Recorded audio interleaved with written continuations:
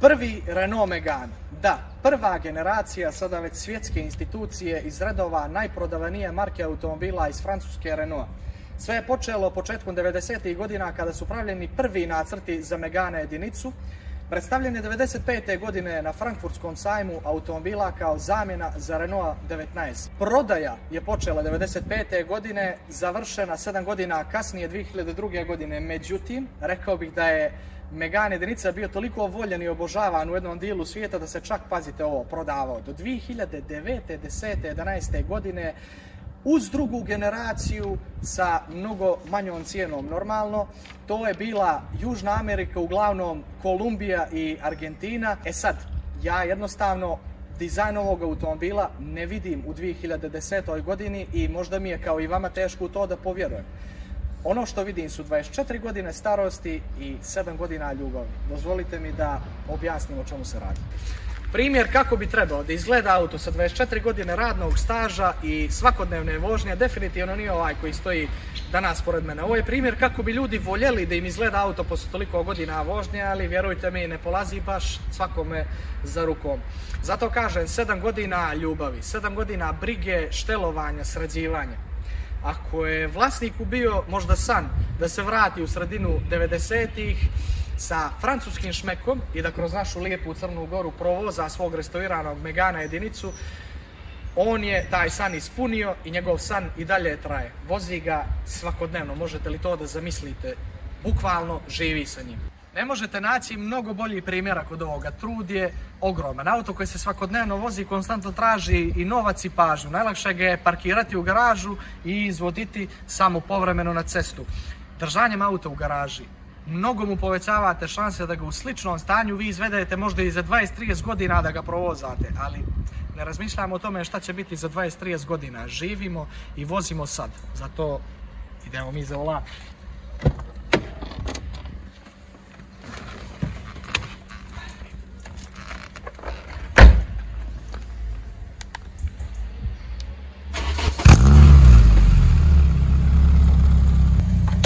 Kompletan utisak, fenomenalan, ovako inicijalno. Idemo. Mi smo krenuli, ali smo nešto zaboravili, nadam se da nećete i vi. Uđete na telefon, kompjuter, nebitno, imate ono dugme subscribe, dolje imate ono kao zvonce pored toga. I zvonce i dugme subscribe kliknete da budete obaviješteni o našim novim klipovima i nadamo se posle ovoga klipa 13.000 subscribera, pa idemo na 15, 20, 100 možda i iduće godine. Ajmo.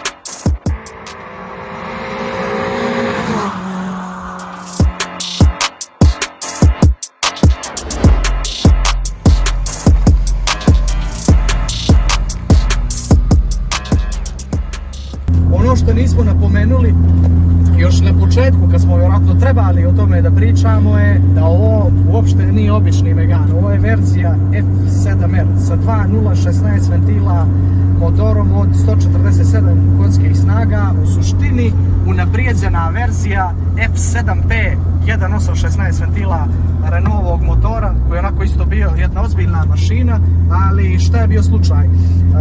Renault je imao priliku da uđe u rally šampionat, tako da bilo je potrebno da zapreminu sa 1.8 povećaju na 2.0 jer su to bila jednostavno pravila igre.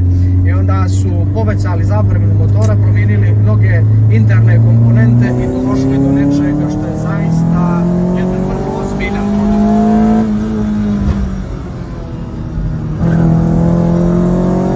Nenormalna stabilnost, zaista. Naporučenje, ništa manje.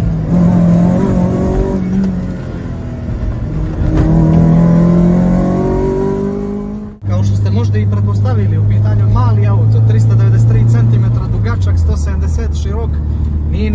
težak 1100 kg, tako da trebao bi da ide dobro i ispunjava ta očekivanja. Motor je povezan sa ovim petostepenim IC5 manuelnim mjenjačem, kome je šalterica ovako baš med, što bih ja rekao, baš se dobro snalazim s njom.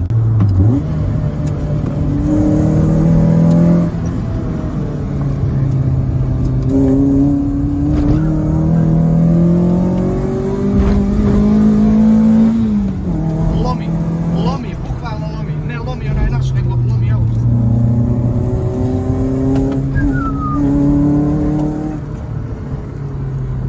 Mislim da ste dovoljno vidjeli i da nismo puno izašli iz granica normale, a da smo uspjeli da vam prenesem utisak koji ja dobijam za upravljačem ovog automobila. Stvarno je nekako utegnut, auto je nenormalno sjedinjen, trap je toliko dobro naštelovan da se stvarno kriminalno ponaša za, eto ne za 10, ali sigurno za jednu dobru 9. I moram da vam napomenem da je auto također na Kayaba, odnosno KYB amortizerima i oprugama i da je onako baš krut.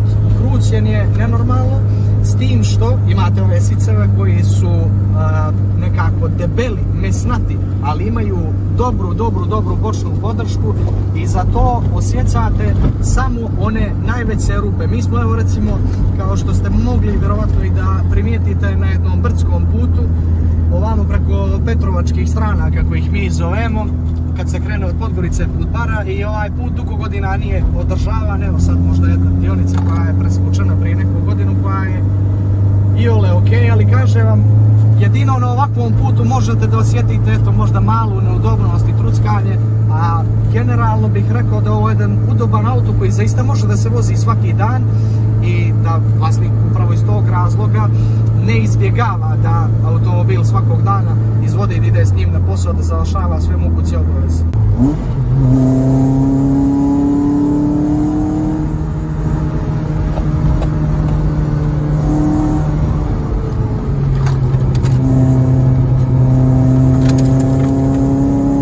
Zaista jedan kompaktan automobil i kočnice su tu, naravno 262 mm naprijed ventilirajući disk, nazad 238 mm obični disk, sasvim zadovoljava standardnog ovakvog automobila i njegove težine, nećete ih tako lako ni pregrijati. Uglavnom, što se tiče tih specifikacija fabričkih, ja sam zadovoljan.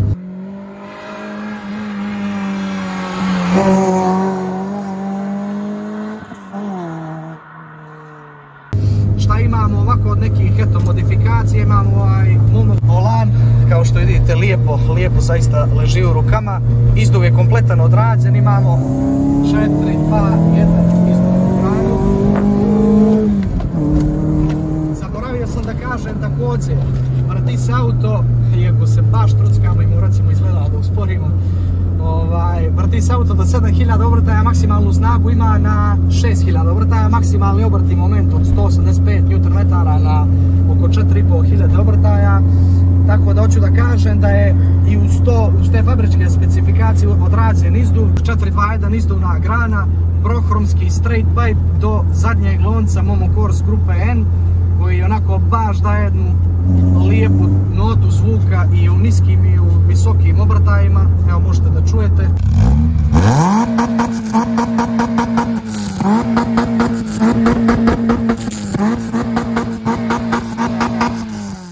I pored toga što se radi o jednom vrlo laganom automobilu, moram napomenuti da je 98. godine Euro NCAP, koji je testirao sigurnost automobila, njemu dao 4 zvjezdice i kao takav je postao najsigurniji u klasi.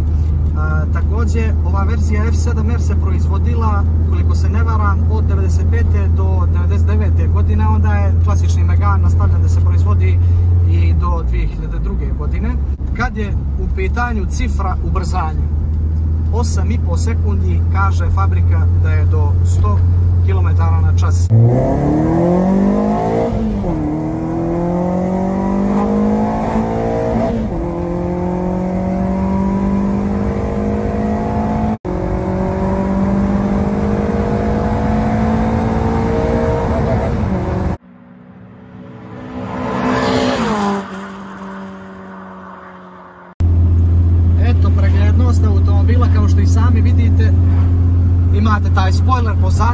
ogroman koji ovako služi i možete kafu na njega slobodno da stavite, mada i ne možete jer ima ovo blago zakrivljenje da tačno kupi taj vazduh koji dolazi na njega, tako da definitivno ima smisla. Što se tiče preglednosti naprijed, opet nije ovo nov automobil i dalje ima one tanke stubove i nekako dobru preglednost naprijed. Retrovizor isto tako pregledni. Kao što vidite, stakla su velika jer su vrata ogromna, u pitanju je coupe verzija Megana, tako da možemo da uhvatimo i ovaj zaista prelijep pogled na Skadarskom jezeru, nad našem nacionalnom parku, jedan od sigurno ljepših pogleda ovako u Crnoj Gori, koji možete proći jednim od glavnih puteva koji vodi iz Primorja Crne Gore. Još jedna interesantna stvar, materijali koji su upotrebljeni za izradu interijera su me oduševili. Kad uđete danas u Renault Clio ili Megana, vidjet ćete mnogo plastika, posebno u takozvanu patkicu. Kad uđete mnogo plastika, vam onako zvoni. Sad ćete da vidite da to ovdje nije slučaj, samo sekundu. Ova plastika je presvučena tkaninom i zbog toga ne zvoni. Onda ova plastika nije presvučena, ali je tvrda i nema da nešto puckata. Tapaciri kompletni, kao što vidite, odrađeni od kože.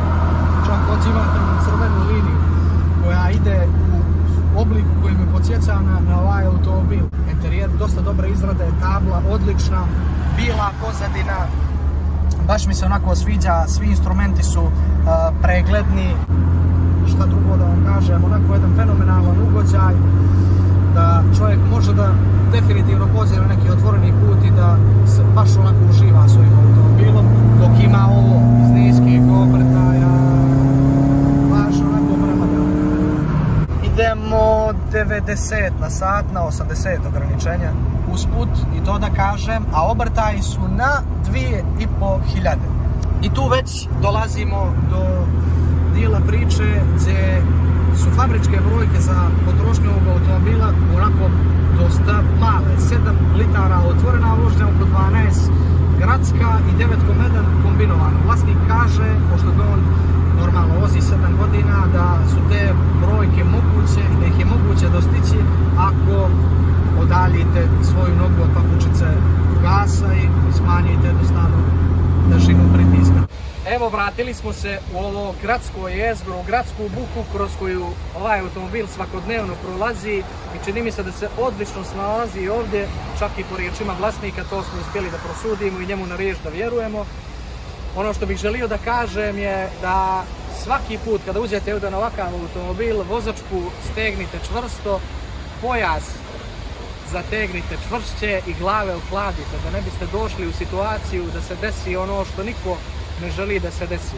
A odmah da vam kažem, nije riječ o vozačkoj kao što ste možda pomislili na prvu loptu, jer sam je pomenuo, riječ je o našim životima. Moramo da vozimo laganije, da otvorimo četvoročiju, da pazimo na nas i na druge učesnike u saobraćaju, jer jednostavno kad izađemo na javnu cestu to mora da nam bude prva i osnovna dužnost i pored toga što bi mi možda voljeli da nekad letimo mnogo velikim brzinama. Do nekog dana, za ko zna koliko godina, dokad ne napravimo neku dobru stazu u Crnoj Gori, izgleda da ipak nećemo imati mjesto gdje ovakve automobile možemo sigurno da vozimo brzo i onako za što su oni proizvedeni. Jednostavno nekad i u ovim klipovima moramo preći ograničenje da bi vama dočarali ono za što su ovi automobili napravljeni. Sa ovim bih završio današnju priču, pozdravio vas sve, napomenuo još jednom da kliknete dugme subscribe i da lajkujete video, to je to, vidimo se u nekom od sljedećih.